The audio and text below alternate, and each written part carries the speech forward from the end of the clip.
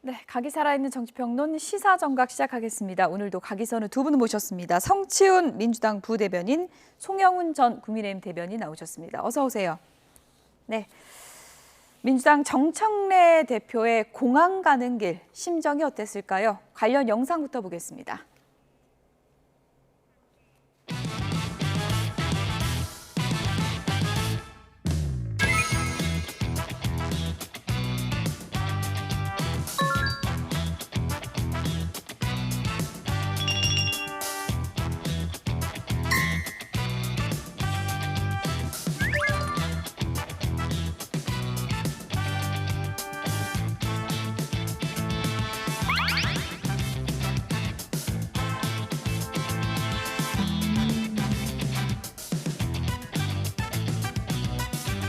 순방길 환송 패싱의 짐을 덜고 국회로 돌아온 정청래 대표는 밝은 표정을 감추지 않았습니다.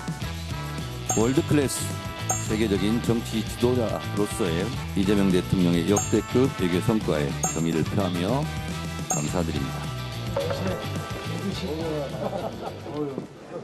흔들지 않는 인생이 어디 있겠습니까? 다 흔들리면서 젖으면서 가는 게 인생 아니겠습니까? 흔들리지 않는 꽃이.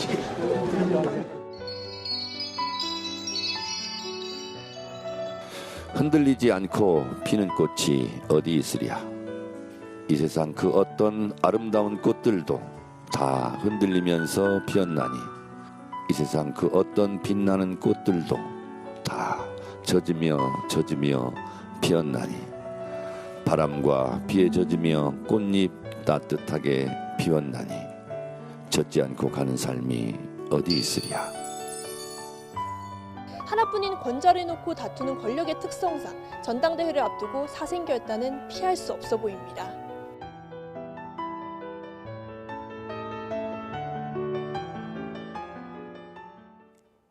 네, 저희가 오늘 영상을 좀 서정적으로 제작을 해봤습니다. 어제부터 언론에서 무한 반복됐던 저 90도 폴더 인사 어떻습니까? 좀 효과가 있는 겁니까? 일단 저기 영상에 뭐 배경음악도 깔아주시고 하다 보니까 상당히 예. 긴 것 같지만 예. 사실 환송 행사라고 행사라는 단어가 적합할지 모를 정도로 상당히 정말 짧거든요.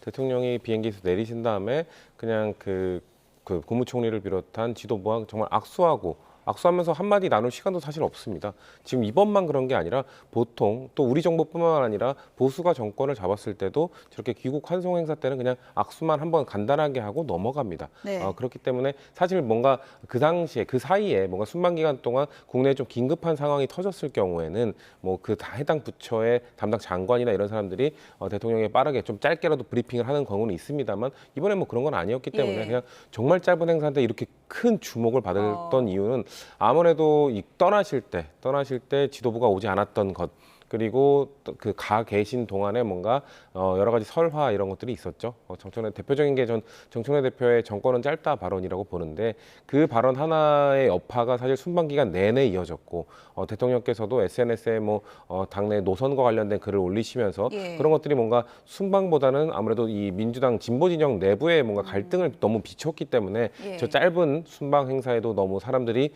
각도가 몇 도였냐라도 또 주목을 하시고 뭔가 그 의미가 그 어떤 의미를 갖고 있는지를 다 해석하시는 것 같은데 집권 여당으로서는 국민들께 좀 더 민생과 관련된 그리고 순방 예. 성과 관련된 것들을 좀 많이 최대한 알려드리기 위해 노력을 해야 되는데 이런 것들에 좀 논란이 많이 비춰진 점에 대해서는 참 유감스럽다는 말씀을 많이 들을 수 없네요. 인사 장면 다시 보여주시겠어요? 성치훈 대변인께서 워낙에 예리하시니까 네. 2초의 만남이지만 그래도 이재명 대통령의 표정에 담긴 그 뜻을 해석해 보자면 분위기가 어땠던 것 같아요? 사실 이 영상에서는 정청래 대표 악수하실 때는 이제 뒤통수 대통령의 예. 뒷모습이 나왔고 다른 영상 때도 옆모습도 좀 나오긴 근데 했거든요. 거의 그냥 무표정하게 인사를 하신 예. 것 같아요. 근데 글쎄요, 뭐 평소에 대통령이셨다면 예. 오히려 이런 논란이 있을 때 원래 그러셨잖아요. 그 대통령실로 초대해가지고 식사할 때도 뭐 반명이세요라고 물어봤던 것도 예. 오히려 좀 역으로 분위기 풀기 위해 노력을 하시는 편이긴 하는데 이번 귀국 행사 때는 아무래도 그런 것들을 하지 않았던 것 자체가 예. 분위기가 그렇게 막 화기애애하거나 좋아 보이진 않았다라고밖에 볼 수 없을 것 같습니다. 송영훈 대변인님, 어쨌든 이번에는 청와대에서 불렀기 때문에 정청래 대표도 좀 기대도 했을 것 같고 예를 들어서 뭐 짧은 포옹이라든지 이렇게 뭐 어깨 툭이라든지 이런 거 좀 기대하고 갔을 것도 같거든요. 어제 저 이 대통령의 귀국 장면 이후에 제가 여러 번 이 장면을 해설하고 있는데요. 예. 해설할 때마다 솔직히 쓴웃음이 납니다. 왜냐하면 대한민국은 왕조 국가가 아니잖아요. 예. 대통령의 일거수일투족을 저렇게 표정, 몸짓, 그다음에 악수하는 길이, 각도 이런 것까지 다 분석해서 해설하고 있어야 되는 상황 자체가 바람직하지 않은 겁니다. 예. 이런 상황을 초래한 사람들이 저는 다 문제가 있다고 생각해요. 그러니까 어제 박지원 의원이 라디오에서 그런 이야기를 하지 않았습니까? 그러니까 청와대가 여당 지도부가 귀국할 때는 나오게 한 것은 잘한 것이다. 뒤집어서 생각해 보면은 출국할 때 나오지 못하게 한 것은 잘못했다는 이야기가 됩니다. 그렇게 해서 저 장면이 저렇게 많은 주목을 받게 했는데 과거에는 대통령이 여당 총재를 겸임을 했죠. 그러면서 여당의 대표는 대통령과 명백한 수직관계, 주종관계, 상하관계였습니다. 그런데 그 제왕적 대통령제를 극복하기 위해서 형식적으로나마 당정 분리를 해놓은 거예요. 그래놓고 저렇게 대통령과 여당 대표가 어떤 각도로 인사를 하고 악수를 하고 저런 것이 일거수일투족 분석되게 하는 것 자체가 매우 시대착오적인 일입니다. 처음에 부르지 않았던 청와대도 잘못했고 그렇다고 90도 인사를 해서 그게 더 주목받게 만든 정청래 대표도 잘한 것이 없다고 생각합니다. 각도가 좀 과했습니까?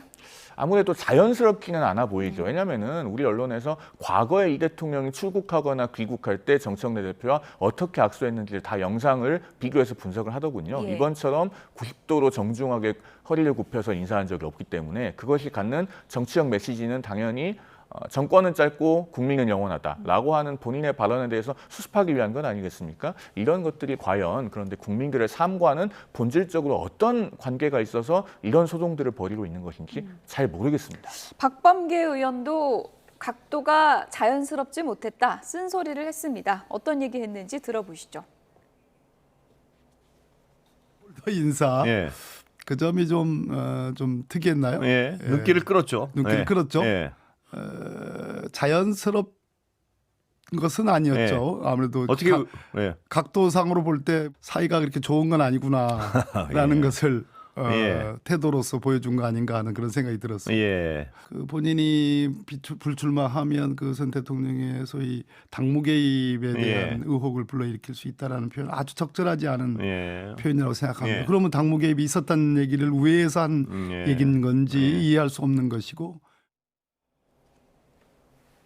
네, 뭐 정청래 대표 입장에서는 안 나가도 뭐라 그러고 나가도 뭐라 그러고 계속 뭐라 그런다 뭐 이렇게 항변할 수도 있을 것 같긴 한데 어쨌든 박범계 의원도 눈길은 끌었다 이렇게 얘기를 했습니다. 그러면 정청래 대표 입장에서는 좀 여론전 측면에서는 좀 성과가 있었다 이렇게 볼 수 있는 거예요? 글쎄요, 뭐 계속 언론에 오르락 내리락 하는 것은 예. 8.17 전당대회 연임도전이 사실상 기정사실화돼 있는 분의 입장에서는 나쁠 게 없는 거겠죠.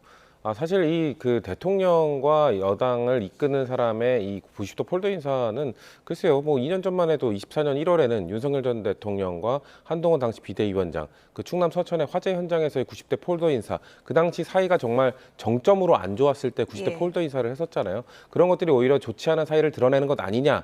그리고 한동훈 비대위원장이 당시에 윤석열 전 대통령으로 너무 뭐 탄압받고 외면받는 거 아니냐라는 동정 여론도 있었잖아요. 그런 차원에서 이번 그 귀국 순방 행사 때의 90도 인사가 아까 말씀하신 것처럼 이전에는 90도 인사를 하지 않았는데 이번에 90도 인사했다는 것 자체가 대통령이 이 순방 기간 중에 올린 글이나 예.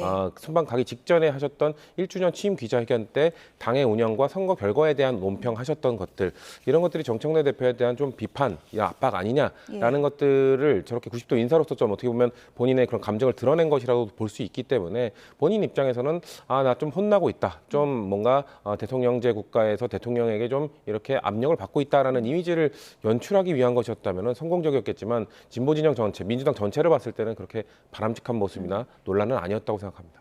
이왕 얘기를 하셔서 90도 인사의 뭐 이른바 원조라고 할까요? 그 논란이 됐던 부분이 이제 바로 윤석열 전 대통령 당시 한동훈 당시 대표의 그 폴더 인사였죠. 영상으로 좀 보여주실까요? 네, 2024년 충남 서천 특화 시장 화재 당시에 윤석열 대통령을 만난 한동훈 당시 대표가 이제 90도 폴더 인사를 해서 당시에 이제 윤한 갈등의 상징적인 장면이 아니냐 이런 얘기가 있었고요. 그리고 이준석 전 대표 당시에는 환송 논란이 또 있었죠. 네, 2022년 7월 1일 윤석열 전 대통령의 나토 순방 귀국 당시에 이준석 전 대표가 환송을 나간 장면을 보고 계셨는데요. 당시에도 출국 당시에는 이준석 전 대표가 환송 행사에 불참해서 당정 갈등설 이게 이제 분출되면서 이준석 당시 대표가 귀국 때는 저렇게 나가서 악수하는 모습을 보여주기도 했습니다. 어쨌든 이 악수 장면, 인사 장면 하나하나가 당대표와 또 대통령과의 관계를 보여주는 상징적인 장면이 되기 때문에 굉장히 이제 주목을 받을 수밖에 없는 건데 정청래 대표가 오늘 이런 얘기를 했습니다. 코스피 9천, 코리아 프리미엄 시대가 시작됐다. 대통령을 잘 뽑았더니 나라에 좋은 일이 많이 생기고 있다. 이런 입장을 밝혔거든요. 어떻게 보면은 대통령과의 좀 거리 좁히기가 본인의 이제 당권 연장에 굉장히 중요한 포인트다. 이렇게 보고 있는 거겠죠. 낯뜨거운 아부를 하고 있죠. 그러니까 정청래 대표가 정권은 짧고 국민은 영원하다라고 하는 발언을 해놓고 그걸 어떻게든 수습해야 되니까 월드클래스 이야기를 반복하고 있습니다. 그런데 그 말이 국민들께 어떻게 들릴지를 좀 생각해야 됩니다. 제가 몇 가지 통계를 짚어드리겠습니다. 첫째, 서울 아파트 평균 매매 가격은 이재명 정부 들어서 단 한 주도 빼놓지 않고 매주 올랐습니다. 지금 70주 연속 상승했는데요. 최고 기록이 문재인 정부 때 85주 연속 상승입니다. 지금 예. 그 기록을 깨게 생겼습니다. 그다음에 서울 주택 종합 평균 매매 가격은요. 이게 아파트뿐만 아니라 연립주택, 단독주택까지 다 포함한 겁니다. 지난달에 10억 원을 처음으로 돌파했습니다. 이게 관련 통계 작성한 이후 처음입니다. 그다음에 서울 전세 가격이 지금 어느 정도 폭등하고 있냐면 지난달 월간 상승률이 12년 7개월 만에 최고치를 찍었고요. 서울 아파트로 북한에서 봐도 전세 상승률이 11년 1개월 만에 최고치입니다. 그다음에 지금 저희 방송을 혹시 20대 취업준비생들이 우연히 채널을 돌리다가 보고 있다면 예.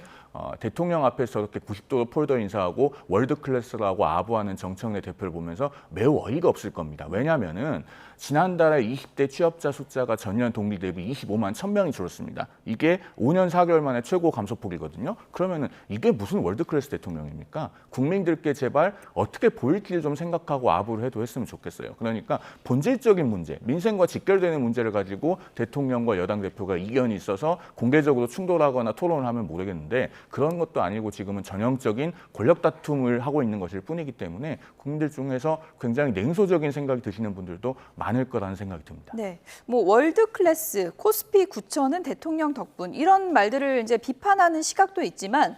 뭐 또 정청래 대표 입장에서는 여당 대표로서 내가 또 국정을 홍보하고 대통령에 대한 이런 말을 하는 게 내 역할 아니겠냐 이렇게 반문할 수 있거든요. 근데 아까 살짝 말씀드렸던 것처럼 예. 순방 기간 동안 순방 성과가 묻혀버렸어요. 그런 거에 대한 본인의 좀 미안한 감정 당연히 있을 수밖에 없다고 예. 생각합니다. 왜냐면 이게 처음이 아니거든요. 대통령께서 순방을 가실 때마다 뭔가 진보 진영 내부에 우리 당 내부에 갈등적 아젠다가 갑자기 뭐 그 논쟁에 불이 붙고 이런 모습들을 보이면서 그리고 그 코스피가 5천, 6천 돌파할 때마다 뭔가 터지고 이런 것들 때문에 대통령의 성과를 뭔가 집권 여당이 뒷받침 못 해주는 것 아니냐라는 비판, 볼멘 소리가 사실 대통령 지지자들로부터 늘 나왔었거든요. 이번에도 마찬가지입니다. 순방을 가셔서 교황도 만나고 G7 정상회담에서 트럼프 대통령도 만나서 트럼프 대통령과 2시간 동안 옆에 앉아서 뭔가 골프 약속도 잡고 하는 등등의 성과들을 많이 이뤄냈음에도 불구하고 계속해서 당정 갈등 이것만 비춰졌거든요. 그 아까 말씀드린 것처럼 그 시발점이 정청래 대표의 정권은 짧다 발언이었습니다. 그렇기 때문에 그 발언 때문에 본인의 발언 때문에 뭔가 대통령의 순방을 좀 묻히게 한 건 아닌가라는 그 미안한 감정 때문에 아무래도 집권 여당 대표로서 그런 성과나 이재명 정부의 성과 이런 것들 좋았던 점들 이런 것들을 좀 부각시키기 위한 노력을 했던 것 같은데 좀 그 정권은 짧다라는 발언을 하지 않았다면은 훨씬 더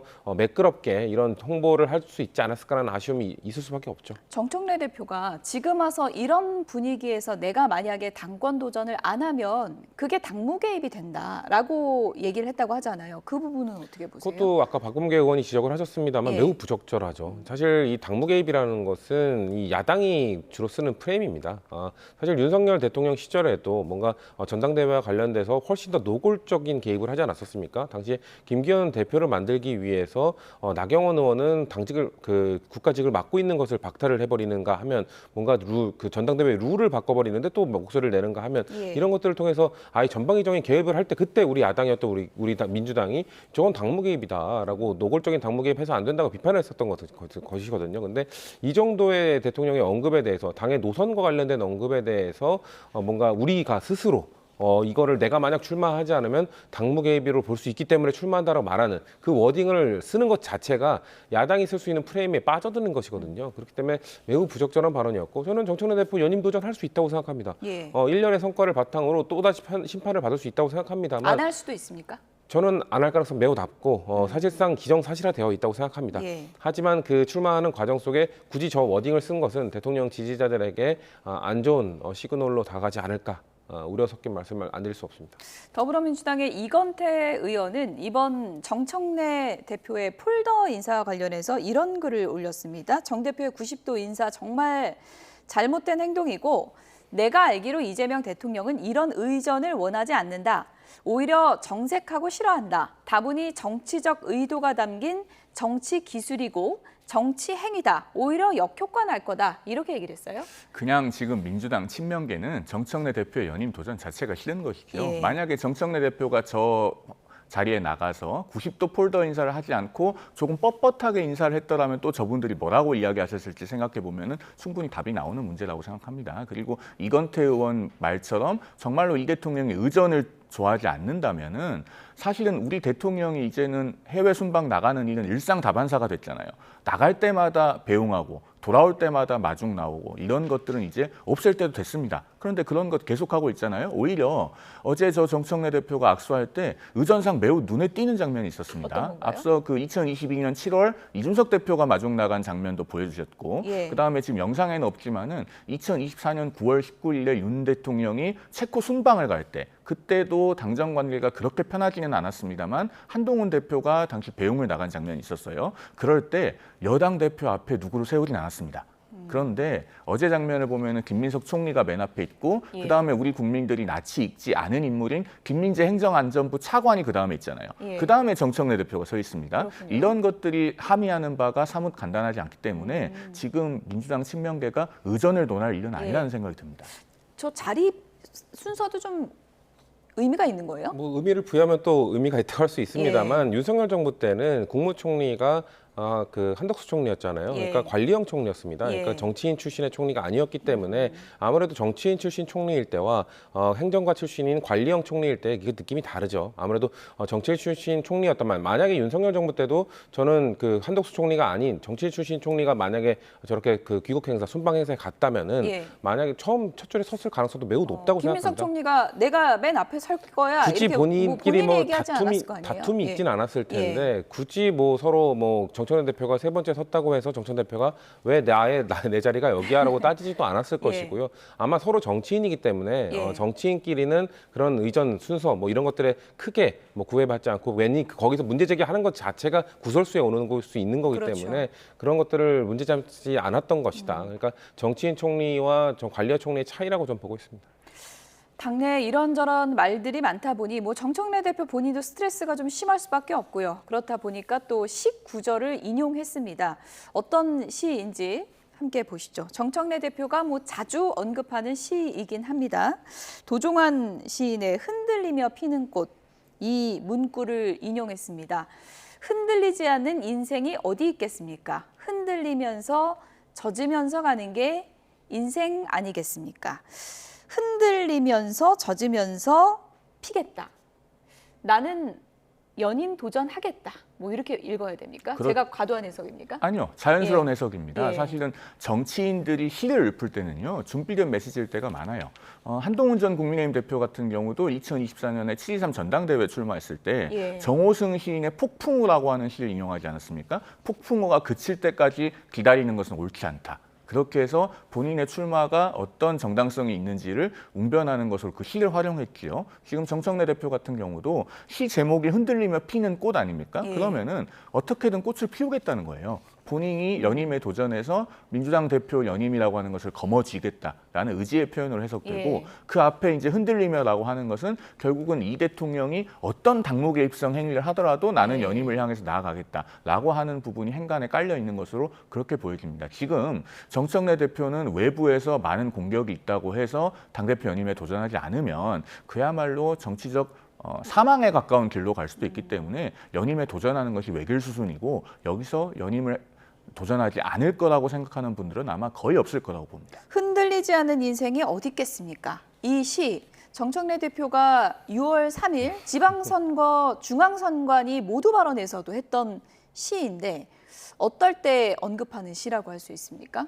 글쎄요, 우리가 지금 말씀하신 건 딱 2번인데 예. 그 과거에도 많이 하시지 않았을까라는 생각, 사석이나 이런 데서요. 왜냐면은 정청래 대표의 정치 인생이 순탄치만은 않았어요. 19대 정선 때는 컷오프를 당하기도 했었고 본인이 그런 좀 굴곡이 많은 예. 뭐 정말 흔들릴 때도 많았고 때로는 뭐 꺾일 때도 많았고 그런 정치 인생을 겪어왔던 분이기 때문에 아마 지금 요즘 뭐 당대표에 대한 뭐 비판 여론도 분명히 있다 보니까 아까 의총장에서 들어갈 때 다른 의원이 뭐 괜찮냐라고 하니까 아이 뭐 이 정도의 흔들림은 난 늘 겪어왔던 거다라는 자연스러운 저는 리액션이었다고 보고 또 저 시를 또 여러 개로 뭐 해석을 해보면 예. 본인에 대한 얘기도 될 수 있지만 대통령에 대한 얘기가 될 수도 있는 거예요. 그렇군요. 대통령이야말로 정말 흔들리면서 꺾이기도 하면서 피웠던 분이기 때문에 예. 그런 거에 대해서 너무 또 물론 이 정치라는 것이 해석 그 상황에 따라 굳이 이 타이밍에 저 시를 말하는 건 당연히 이 뜻을 갖고 있을 것이다라고 해석하는 것도 맞죠. 언어 하지만 영역입니까? 그렇죠. 언어 영역이 있지만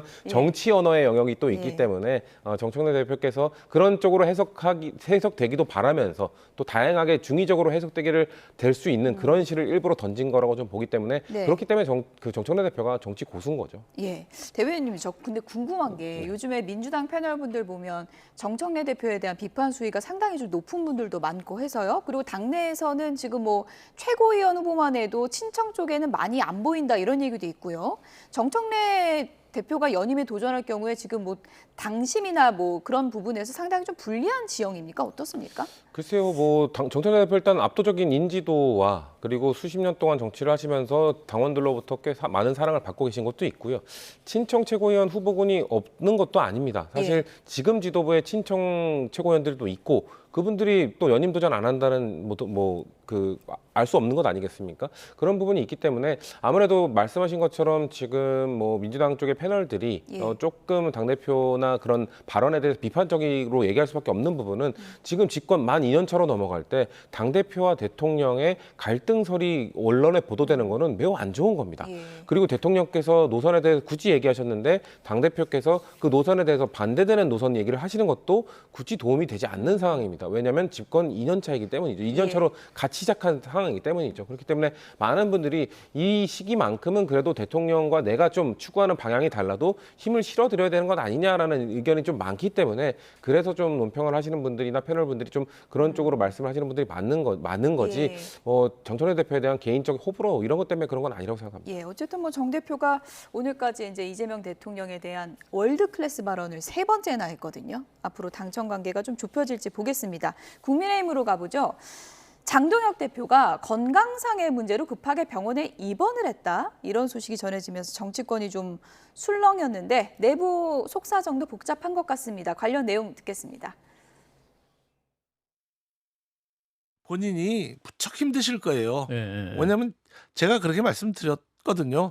이 약간 좀 이 모든 지금 이 그룹 속에서 예. 이 좀 포위돼 가지고 굉장히 고독한 시간을 보내고 계시잖아요. 예. 저는 뭐 인간적 고뇌가 충분히 있으시리라고 생각을 합니다. 예.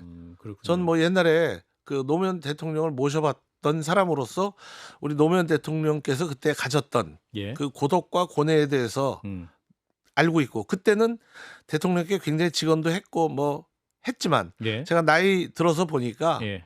그 최고 리더의 그 고독과 고뇌의 어려움 그리고 어찌할 수 없는 그 이 현실의 무게 이런 것들을 충분히 알겠더라고요. 당권파들이 좀 밀리고 있다 갈수록 이런 말씀이신 거잖아요. 신동 최고위원이 직접 입장을 밝혔거든요. 그 거치 결정 문제는 내가 직접 할 거니까. 예. 그리고 그 양심과 소신에 따라서 하는 거지. 자연스럽게 사퇴 수순을 가지 않을까라는 게 이제 제 그냥 예측입니다. 확실한 거는 예. 장동혁 대표 리더십은 이번 의원총회를 통해서 확실히 그 입지를 상실한 것 같아요. 소청 문제만 해도 그 선고 소송의 주체가 당 대표라 그러더라고요. 당원 당규상. 장동혁 대표 그냥 하면 되는데. 예. 그럼 장동혁 대표가 독단적으로 그리고 홀로 할 수 있는 소송을 의원들의 총의를 모아서 꺾어버린 거거든요. 예.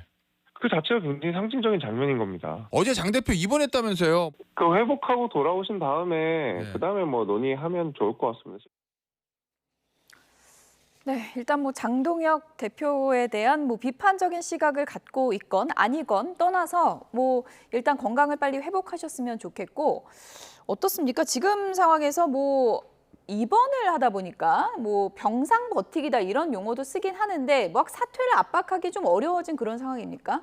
일단 아프다고 하니까 빠른 쾌유를 빌고요. 당대표가 입원해 있는 상황에서는 이제 당대표의 거취 문제에 대해서는 적어도 며칠간은 잠정적 휴전 상태가 되는 거겠죠. 예. 물론 그렇다고 무슨 MOU를 체결한 건 아닙니다만. 그런데 지금 장동혁 대표의 입원에 관해서 구구한 해석이 나오는 것은 어쩔 수가 없습니다. 물론 저는 그런 것이 아니기를 당연히 바랍니다만 장 대표가 단식 이후에 미국을 갔었잖아요. 8박 10일 동안 미국을 갔을 때 그 미국 연방의회 의사당 앞에서 김민수 최고위원과 이른바 투샷을 찍었을 때는 전혀 힘들어 보이지 않았어요. 그런 것들을 생각해 봤을 때 이 입원하게 된 배경에 단식 후유증을 이야기하는 것은 그렇게 설득력이 있을까 하는 생각이 들고 그다음에 뭐 여러 가지 스트레스나 또는 피로가 누적될 수도 있겠습니다만 어쨌든 퇴원하고 나서는 다시 의원총회에 나와서 의원들의 비판 목소리를 제대로 듣고 또 본인의 거취에 대한 난상 토론도 피하지 말고 그리고 의원총회에서 어떤 집단적 의사결정이 이루어지고자 한다면 그 과정도 피해서는 안 된다고 생각합니다. 왜냐하면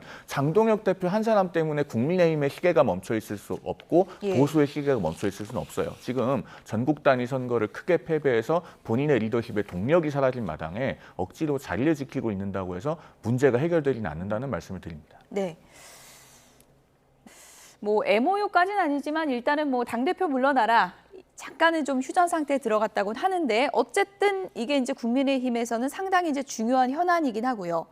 이와 관련해서 이제 신동욱 최고위원, 김재원 최고위원이 어떤 입장을 갖느냐가 굉장히 중요하다. 키맨이다. 이렇게 불리고 있잖아요. 지금 두 사람의 마음이 좀 흔들리고 있다. 이런 내용도 전해지고 있어요.